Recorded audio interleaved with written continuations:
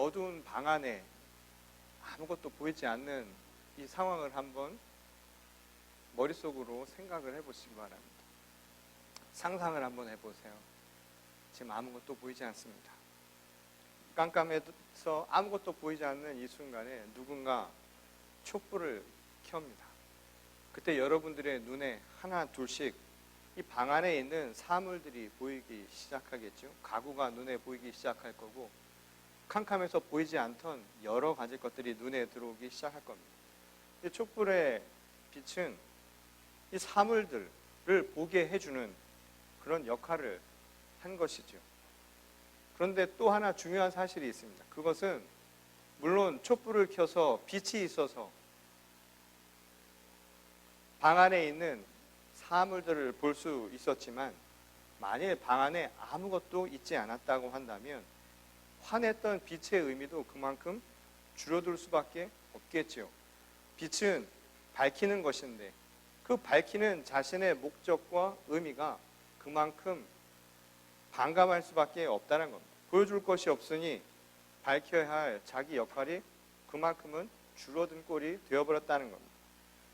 그런 의미에서 빛과 사물은 아주 묘한 관계, 서로 간에 상호적인 관계에 있다라고 말할 수 있습니다. 빛이 없으면 볼 수 없지요. 하지만 아무것도 없다면 빛이 보여줄 것이 없다는 것은 빛의 역할을 그만큼 줄이는 상황이 발생을 한다는 겁니다. 오늘 우리가 읽은 구약의 말씀, 예레미야의 말씀은 이와 유사한 맥락에서 살펴볼 수 있는 말씀을 우리에게 전하고 있습니다. 토기장애와 진흙의 관계를 가지고 설명을 하고 있죠. 물론 하나님은 이스라엘 백성에게 분명한 메시지를 전합니다. 그것은 이스라엘의 운명이 당신의 손에 달려있다, 이것을 잊지 말라라고 하는 것을 아주 강한 어조로 이 비유의 말씀을 통해 전해주셨죠. 진흙으로 토기를 만드는 것은 바로 어디까지나 토기장애의 손에 달려있다는 겁니다. 진흙이 스스로 토기가 되는 것이 아니라 토기장애의 손에 의해서 진흙이 빚어져서 토기가 된다는 거예요. 그러니까 일의 선우라고 하는 것은 아주 분명한 겁니다.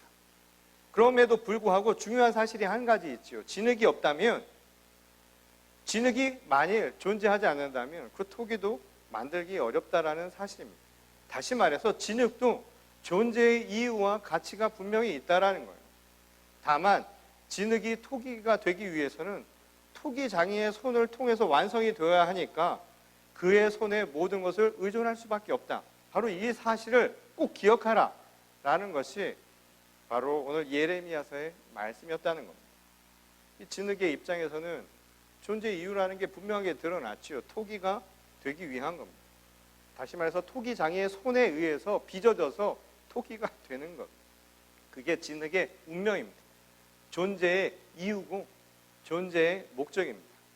오늘 우리가 읽은 또 다른 본문이죠. 누가복음의 말씀에는 사실 우리가 읽었던 이 본문 말씀 바로 다음 절인 34절에 이런 이야기가 나옵니다. 소금이 짠맛을 잃어버리면 어떻게 하는가 라는 이야기가 나옵니다. 그 말은 뭐냐면 소금이 존재하는 이유, 소금의 목적은 짠맛을 내기 위한 것이라는 거예요. 그러니 짠맛을 잃어버리는 것은 소금의 존재 이유, 소금의 목적 가운데 하나를 잃어버리는 것이다 라는 것이죠. 이 이야기를 하신 까닭은 예수께서 제자에 대한 이야기를 하기 위해서였습니다. 제자란 누구인가? 예수님의 제자가 된다는 것은 무엇을 의미하는가? 그리고 제자로 산다는 것은 우리 삶에 어떤 목적과 어떤 의미를 갖는가? 그리고 나아가서 그런 제자가 되기 위해서는 어떻게 살아야 하는가? 이 이야기를 하기 위해서 예수님은 이러한 비유를 하셨다는 겁니다. 진흙이 빚어져서 토기가 되듯이 제자도 만들어진다는 겁니다. 그래서 소금이 짠맛을 내듯이 제자도 제자에게 주어진 그 본분을 다해야 한다는 것, 이게 예수님의 아주 명확한 말씀이었다는 거죠. 그런데 이 진흙이 빚어져서 토기가 되는 것은 아주 간단하지요.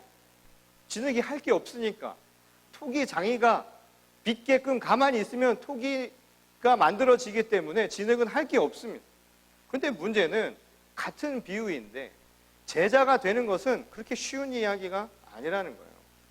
제자는 진흙처럼 토기가 되기 위해서, 하나님의 자녀가 되기 위해서 빚음을 받아야 되는데, 이 진흙처럼 가만히 있을 수 없는 존재라는 거예요. 이게 바로 우리 인간이 가진 운명이라는 것이죠. 그러므로 제자가 되는 길은 꽤 어려워 보인다 이 말인 거예요. 진흙이 토기장이의 손에 의해서 토기가 되는 것은 쉬워 보이는데 우리 한 사람 한 사람이 하나님으로부터 부름받고 제자로 쓰임받기 위해서 제자로 만들어지는 과정은 말처럼 쉬운 게 아니라는 거예요. 신앙생활을 해보면 알지요. 우리가 말씀에 묵상을 하거나 또는 설교 말씀을 듣거나 또는 예배를 통해서 감동, 감화받는 경우가 있지요. 나가면서 여러분들 얘기하지 않습니까? 은혜 받았습니다. 속이 없는 말씀이셨군요. 나갈 때 제 손을 잡고 은혜 받았습니다라고 고백들을 하고 가시는 분들도 있는데 예배를 통해서 은혜나 감동을 받고 또는 체험을 하는 사람들도 있죠. 그런 경우에는 마치 제자가 되는 길이 아주 쉬워 보이지요. 그렇게 살 것처럼 생각이 드는데 막상 현실을 살아보면 이 삶의 문제는 우리를 그냥 진흙이 토기가 되는 과정처럼 쉽게 만들지 않는다 이 말인 거예요. 맡긴다라는 것이 말처럼 쉬운 말이 아니라는 거죠. 실천이 쉽지 않다면 이 말인 겁니다. 제자가 되는 길이 생각처럼 쉬운 과정이 결코 아니라는 것이죠. 그래서 예수께서는 왜 우리가 진흙처럼 되지 못하는가를 말씀하시죠. 다시 말해서 달리 바라보면 제자가 되는 방식이 무엇인가? 우리가 그렇게 살지 못하는 모습을 지적하시면서 제자가 되는 방법, 바로 거기에 있다라고 우리에게 말씀을 합니다. 두 가지로 이야기를 하죠. 하나는 자기 십자가를 지라는 겁니다. 나를 따르려거든 내 제자가 되려면 자기 십자가를 지라는 거예요. 또 다른 하나는 뭐였냐면 자기가 가진 것을 포기하라는 겁니다. 자기가 소유한 것을 포기할 수 있는 것, 버리라는 것. 이게 바로 예수님이 말씀하신 두 가지예요. 달리 말하면 진흙처럼 토기가 되기 어려운 까닭이 뭐냐면 우리는 이 두 가지가 안 된다라는 거예요. 자기 십자가를 잘 지지 않는다. 또 다른 하나는 내가 가진 것을 잘 포기하려 들지 않는다. 이게 바로 제자 되기 어려운 까닭이고 토기가 되지 못하는 진흙의 운명과 같은 모습이라는 것이에요. 근데 예수께서 이 포기하라면서 말씀하신 게 뭐였냐면 이 소유라고 하는 개념에 가족을 포함을 시켰죠. 이 가족까지 다 포함해서 포기하라는 거예요. 마치 하나님이 아브라함을 불렀을 때 자기 본토 친척 아비 집을 떠나라고 했던 것, 또 제자들을 처음 불렀을 때 제자들이 아버지와 모든 것들을 가지고 있는 것들을 내려놓고 예수님을 따랐다라고 표현했던 그 말씀처럼 가족관계까지 포함해서 다 포기하라는 거예요. 그리고 거기서 그치는 것이 아니라 자기 목숨까지도 내놓으라 라고 말씀합니다. 자기 목숨도 다 부인하라는 거예요. 물론 이 말씀은 죽으라고 하는 말이 아니죠. 정말 죽으라고 하신 말씀이 아니라 이 토기장이의 손에 진흙이 바뀌어야 하는데 그 맡기는 것에 내가 소유했다고 생각하는 가장 기본적인 것, 가장 근본적인 것, 가장 궁극적인 것까지 다 맡길 수 있는 믿음을 보이라 라고 하는 말로 이해할 수 있는 대목이라는 거예요. 근데 사실 생각을 해보면 이 가족이나 자기의 목숨은 우리가 삶을 살아가면서 얻게 되는 것, 소유하는 것과는 다르죠. 세상을 살아가면서 얻는 것과는 다른 거예요. 우리는 빈손으로 왔다가 빈손으로 가지요. 다 알고 계시죠? 아무것도 안 갖고 나왔다 이 말인 거예요. 두 주먹을 불끈 쥐고 이러고 나왔다 이 말인 겁니다. 그리고 주먹 쥐고 다시 가는 거예요. 아무것도 갖지 못하고 가는 것이 인간의 운명이라는 겁니다. 그런데 기본적으로 인간은 무언가를 소유하면서 살 수밖에 없어요. 그리고 그것을 삶의 아주 궁극적인 목표인 것처럼 추구하면서 살아간다 이 말인 겁니다. 그런데 예수께서 포기하라고 말씀하신 이 두 가지는 날 때부터 가지고 온 것들이에요. 무슨 말이냐면 우리가 세상을 살아가면서 내 노력이나 또는 어떤 기회에 의해서 우연적으로 얻게 되는 것과는 성격이 완전히 다른 것이라는 거예요. 가족 관계는 주어진 거잖아요. 내가 얻은 게 아니라. 엄마 바꾸고 싶으세요? 엄마 좀 바꾸고 싶습니다. 저도 한때 그런 적이 있었어요. 어릴 때. 저희 형제들이 키가 다 커요. 저도 작은 키는 아닌데 저희 나이 또에는 더 크고 싶었는데 그 이유를 간간히 생각을 해보니까 저희 어머니를 보니까 이유를 알겠더라고요. 저희 어머니 말씀은 전쟁통에 고개를 숙이고 다니느라고 키가 안 크셨다는 거예요. 믿거나 말거나 저는 그 얘기를 듣고 항상 그 생각을 했습니다. 우리 엄마가 조금만 더 컸으면 나도 그만큼 더 컸을 텐데 그렇다고 엄마를 바꿀 수 있습니까? 없지요. 타고나는 거예요. 이거는 주어진 거예요. 생명은 얻고자 해서 얻어진 게 결코 아니다 이 말인 겁니다. 이것은 그냥 우리에게 주어진 거예요. 가족이나 생명은 하나님이 우리에게 준 선물이다 이 말인 거예요. 내가 선택할 상황이 아닌 것, 생명에 관한 모든 것은 오직 하나님께 있어야 한다라는 것, 이것조차도 사람들이 받아들이지 않는다라는 거예요. 지금 예수님은 이야기를 하죠. 진흙같이 토기가 되기 위해서는 토기장에게 맡겨야 된다고. 인간도 하나님의 부름을 받고 하나님의 자녀로 하나님의 제자가 되기 위해서 쓰임 받기 위해서 그렇게 빚어져야 하는데 안 되는 것들이 있다는 거예요. 가장 안 되는 게 뭐냐면 하나님이 준 선물조차도 선물로 받아들이지 않는다는 거예요. 자기 것인 양 생각한다는 것이죠. 많은 자식들 중에 부모를 자기 삶의 방편으로 하는 자식들이 있어요. 우리 부모가 나한테 뭘 해줄 것인가? 부모가 나에게 남겨줄 것이 무엇인가만 생각하고 있다면 그것도 부모를 소유로 생각하는 겁니다. 주어진 선물로 생각하지 않는 거예요. 자식도 자기의 소유로 생각하는 부모가 많죠. 이 경우가 더 많죠. 그래서 자기 대리 만족의 도구로 생각하는 경우가 얼마나 많아요. 너는 왜 공부 안 해? 나도 사실은 잘 안 했는데. 너는 왜 그렇게 못 살아? 사실은 나도 그렇게 못 산 게 있지요. 그래서 자식에게 자신의 모든 것들을 투영하면서 살아가는 많은 부모들도 있습니다. 자식이 뭔가를 해줄 거라고 기대하는 소유물로 생각을 하죠. 그래서 희한하게 한국 사람들은 죽을 때, 부모가 죽을 때 꼭 자식도 데리고 죽어요. 자살을 하지. 희한한 거예요. 꼭 혼자 안 죽고 자식도 같이 데리고 죽습니다. 왜 그럴까요? 자식도 내 것이라고 생각하는 거예요. 생명이 하나님께로부터 왔다라고 하는 사실조차도 우리는 받아들이지 못한다는 거죠. 형제 간의 관계도 마찬가지지요. 형제 간에도 소유의 관계로 생각하지 않습니까? 특히 한국 사람들은 날 때부터 주어진 거잖아요. 먼저 태어난 게. 먼저 태어나고 싶어서 태어난 사람이 어디 있어요? 그렇게 주어진 겁니다. 근데 그게 굉장한 자산이죠. 만나면 제일 먼저 하는 게 뭔가요? 한국 사람들은. 말부터가 이걸 해야 돼. 일단 민증부터 한번 봅시다. 그러면 벌써 대화가 달라지고요. 태도가 달라져요. 나이가 한 달이라도 나보다 어리면 왠지 하대하고 싶은 마음이 꿈틀꿈틀거리고 싶습니다. 소유했다라는 착각이 만들어낸 결과라는 거예요. 그런 의미에서 예수께서 포기하라고 하는 것들, 가장 근본적인 것, 내 생명조차도 자기 게 아니라는 것을 기억하라는 거예요. 이 자식들 중에도 자기의 목숨을 자기가 소유했다라고 생각해서 부모에게 그걸 가지고 생떼를 부린 경우가 있죠. 뭐 좀 안 사주면 확 죽어버릴 거야.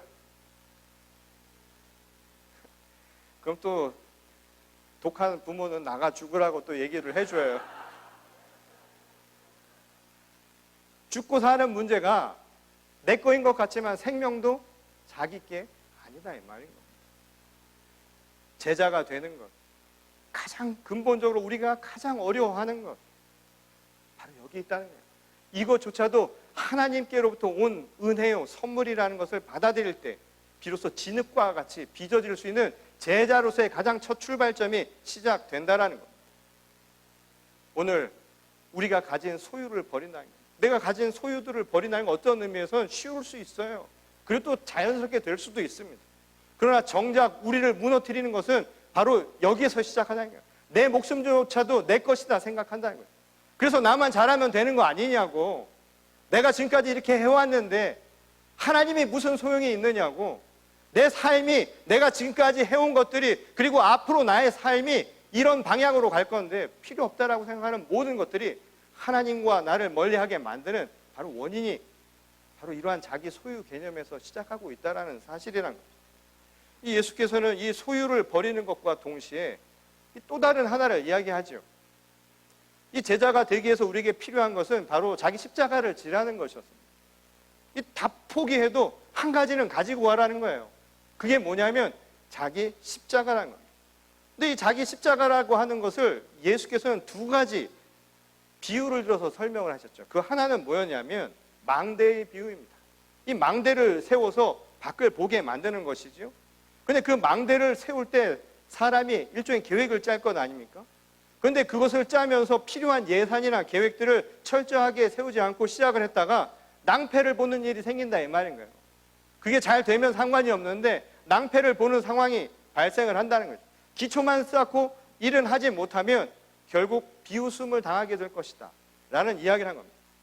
그러니까 이 이야기는 뭐냐면 어떤 일을 할 때 이 전체 과정을 염두에 두고 철저하게 준비를 해야 한다라는 것을 비유로 설명한 거예요. 근데 이 비유가 왜 나왔을까요? 지금 자기 십자가를 지는 이야기죠. 다시 말해서 제자로 어떻게 살 것인가를 이 비유로 설명하신 거예요. 그러니까 이 말은 결국 뭘까요? 내가 전체를 바라보면서 철저하게 계획적인 삶을 살아간다는 것은 무엇을 얘기할까요? 이것은 바로 제자로서 자기 신앙에 대한 이야기입니다. 우리 신앙은 이 구원이라고 하는 커다란 그림 안에서요. 우리가 가야 할 구원이라고 하는 영원한 생명, 하나님의 나라, 천국행을 위해서 우리가 가야 할 목적이 있다면 그 목적에 합당한 계획을 세우면서 신앙생활을 할 수 있어야 된다는 거예요. 이게 내가 지어야 할 십자가의 정신이라는 겁니다. 내가 짊어져야 할 자기 십자가라는 게 있다는 거예요. 이 말은 뭘 얘기할까요? 제자가 제자로서 되기 위해서 필요한 게 뭐냐면 자기 신앙에 철저한 십자가를 질 수 있는 마음을 가져야 된다는 거예요. 구원을 향해서 내가 그에 합당한 삶을 살아갈 수 있어야 한다는 겁니다. 이 말은 자기 신앙에 대한, 자기 영성에 대한 이야기인 거죠. 각자가 가지고 있는 자기 영성이 있다 이 말인 겁니다. 자기가 신앙생활을 할 수 있는 자기만의 그릇이 있다는 거예요. 그거를 끊임없이 세워나가는 거예요. 예수님은 무슨 얘기를 하냐면 신앙을 갖는다는 것, 믿음은 비합리적인 행위가 아니라는 거예요. 신앙도 합리적인 선택이라는 거예요. 구원이라는 목적에 합당한 일을 행하면서 살아간다는 거예요. 진흙은 가만히 있어도 되죠. 토기장이가 만지면 되니까. 인생은 끊임없이 우리 개인으로 하여금 선택을 하게끔 만들어요. 인생이라고 하는 것은 매 순간순간마다 선택을 하는 선택의 연속이라고 해도 과언이 아니다 이 말인 거예요. 근데 어떤 선택을 하며 살아갈 것이냐라는 것이죠. 그 선택의 기준이 어딨냐고요. 구원이라고 하는 궁극적인 목적에 두고 그에 합당한 그 계획에 합리적인 선택을 하며 살라는 겁니다. 그럼 이걸 위해서 뭐가 필요하냐 말이에요. 날마다 자기 신앙의 훈련들을 하지 않으면 불가능한 것이죠. 말씀대로 산다고 하면서 말씀을 읽지 않는 사람이 어떻게 말씀대로 살 수가 있습니까? 말씀을 듣고 행한다고 이야기하는데 말씀을 들으려 하지 않는 사람이 어떻게 말씀대로 행할 수 있겠느냐 이 말인 거예요. 자기 신앙생활에 철저한 신앙적 훈련이라고 하는 것이 함께 가야 한다라고 하는 것을 우리에게 가르쳐주는 말씀이라는 거죠. 이게 바로 제자의 자세가 되어야 한다는 거예요. 이 반대편 목적지를 가기 위해서 만약에 사막을 횡단한다고 한번 생각을 해보세요. 그럼 적어도 여러분들이 그 거리와 시간을 생각할 것 아닙니까? 그럼 그 거리와 시간 동안 그 목적지를 향해 갈 때 필요한 것들을 여러분들이 준비해 갈 거 아니에요. 이 자세가 바로 신앙의 합리적인 선택이 되어야 한다. 내가 제자가 된다는 것은 바로 이러한 신앙적인 훈련, 자기에게 맞는 자기만의 것을 맞추어서 해나가야 된다는 거예요. 이게 제자로서 지켜져야 할 모습이라는 겁니다. 그런 의미에서 신앙도 합리적이라고 이야기할 수 있겠죠.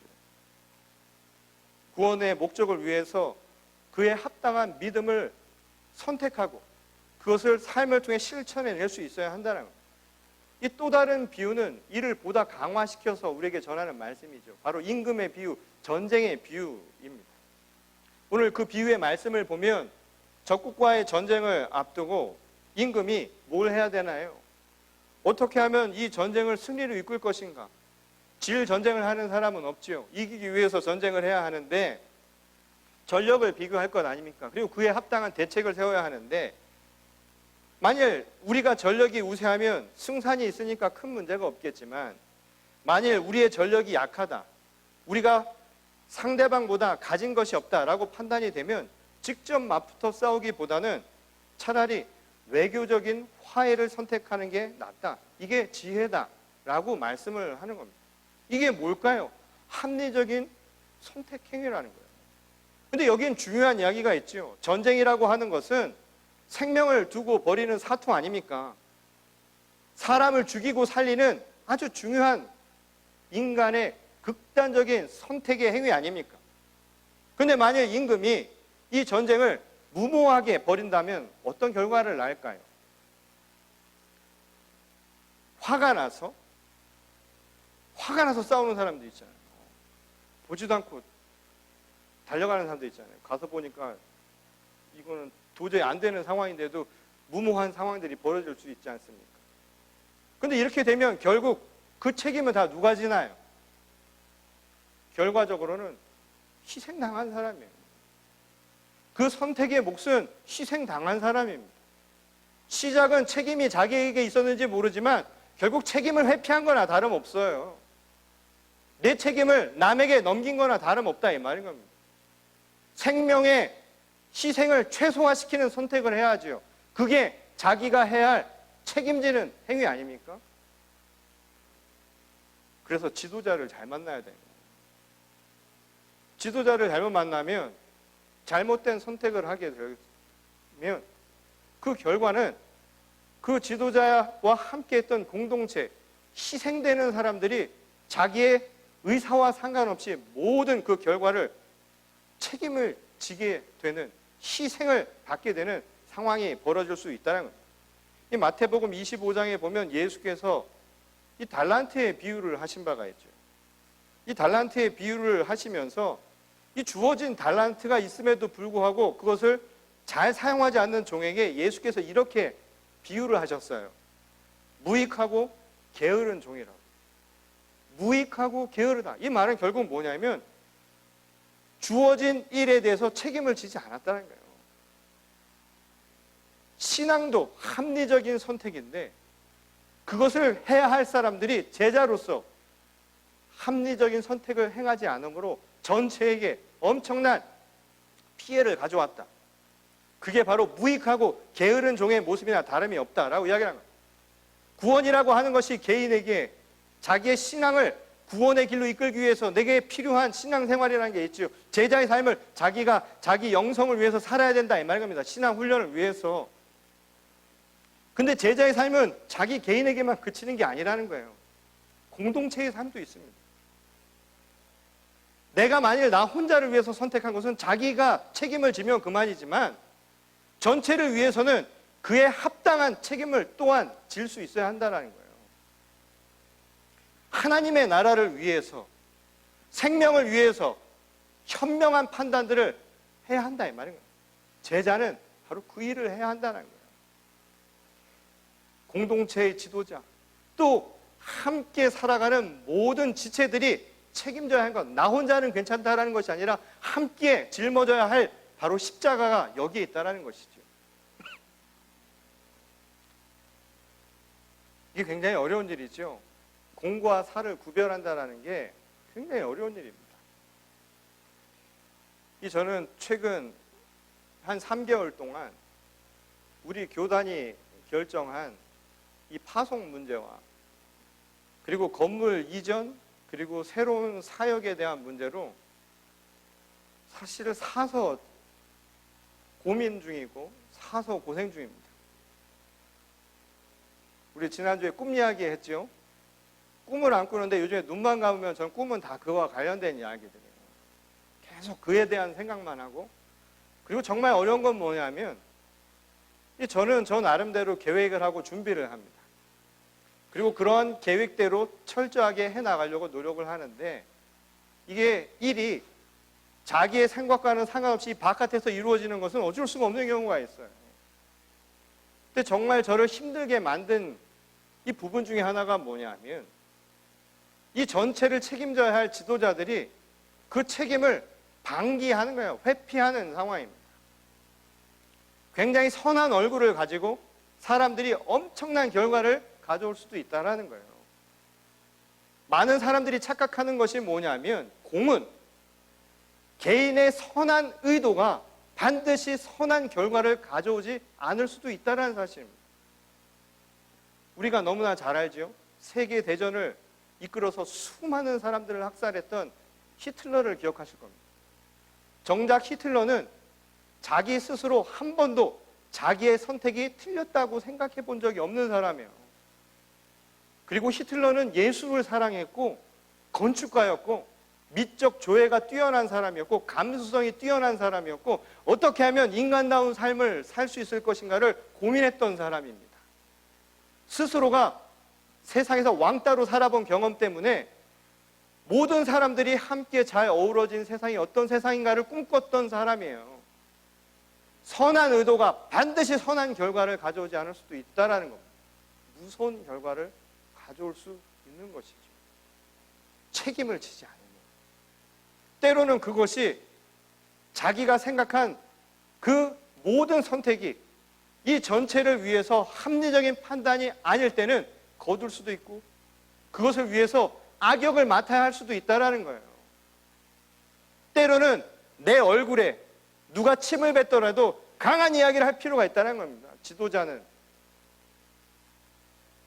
근데 많은 사람들이요, 내게 욕하는 거, 내가 누군가에게 적이 된다는 두려움 때문에 해야 할 말을 못하는 경우가 있어요. 지도자가 국가와 민족을 위해서 자기의 많은 부분들을 내려놓고 자기의 상처쯤 끌어안고 갈 수 있는 그 신념이 없으면 엉뚱한 곳으로 갈 수 있다 이 말입니다. 이게 바로 져야 할 십자가라는 거예요. 비록 나를 힘들게 할지라도 그 십자가를 질 수 있는 제자가 되는 거예요. 이게 지금 내 삶에 조금 손해가 되고 아픔이 되고 상처가 될지라도 공을 위해서 내가 그 길을 선택할 수 있는 마음을 갖는 것, 이게 진짜 제자의 길이라는 겁니다. 그때 하나님이 우리를 통해서 우리를 빚으시고 하나님의 진정한 제자를 삼으신다는 거예요. 나는 내 개인의 합리적인 선택을 통해서 신앙의 훈련을 끊임없이 해야 됩니다. 그와 동시에 나 혼자가 아니라 우리가 함께 살아간다라는 그 관점을 가지고 모두가 함께 은혜로운 하나님이 원하시는 공의로운 세상을 만들어갈 수 있을 때 진정한 제자의 길이 열리게 된다는 것이죠. 오늘 예수께서 우리에게 하신 것은 그냥 포기하라는 것만이 아니라 우리가 짊어져야 할 십자가가 무엇인가, 그것은 내가 끊임없이 선한 싸움을 다싸기 위해서 날마다 그 끊임없는 선택 속에서 하나님의 말씀대로 선택하기 위한 자기의 몸부림이 있어야 한다는 겁니다. 그게 내 십자가입니다. 그러나 그것이 나 혼자로만 그치는 것이 아니라 우리가 함께 살아가는 세상을 위해 공의로운 길을 걸어갈 수 있는 거예요. 진정으로 하나님의 나라와 사람이 살 수 있는 아름다운 세상을 만들어가기 위해서 내가 져야 할 십자가가 있다는 사실을 늘 기억하라는 거예요. 이것이 바로 오늘 예수께서 우리에게 말씀하신 제자의 길입니다. 바라기는 오늘 우리가 가야 할 길이 공의롭고 함께 합력하여 선을 이룰 수 있는 주님의 길이기를 원합니다. 먼저 여러분 개인의 삶이 하나님이 바라보시기에 아름다운 제자의 삶이 되시고, 또 우리가 함께 합력해서 이 교회를 주님께서 기뻐하시는 이 땅의 빛과 소금의 일들을 잘 감당할 수 있는 주님의 거룩한 교회가 되게 하실 줄 믿습니다. 이에 우리 모두가 함께 마음을 다해 나갈 수 있기를 주님의 이름으로 간절히 축원합니다. 우리 다 같이 기도하시겠습니다. 하나님 감사합니다. 오늘도 우리를 부르시고 우리를 주님의 그 따뜻한 손길 가운데 거하게 하시니 감사를 드립니다. 제자가 되기 위하여 내가 버려야 할 많은 것들이 있음을 저희들이 고백합니다. 어쩌면 내가 모든 것을 할 수 있다는 그 생각조차도 하나님 앞에 버려져야 할 나의 편견과 고정관념이었음을 깨닫게 하시고, 오직 하나님이 나를 빚으셔서 하나님의 귀한 도구로 사용하신다라는 믿음 안에서 이제 내가 짊어져야 할 십자가 무엇인지를 깨닫고 이 시대에 진정한 주의 거룩한 제자로 거듭나게 하여 주시옵소서. 믿음이 성장하게 하시고 또한 공동체가 주 안에서 더욱 경건하고 거룩한 책임을 나눌 수 있도록 주님께서 은혜를 베풀어 주시옵소서. 오늘도 믿음으로 고백하고 결단하며 돌아가는 주의 거룩한 성도들 한 사람 한 사람 심령마다 주님께서 크신 은혜와 또한 결단의 용기와 하나님의 능력을 부어주실 줄 믿사오며 거룩하신 우리 주 예수 그리스도의 이름으로 간절히 기도드렸습니다. 아멘.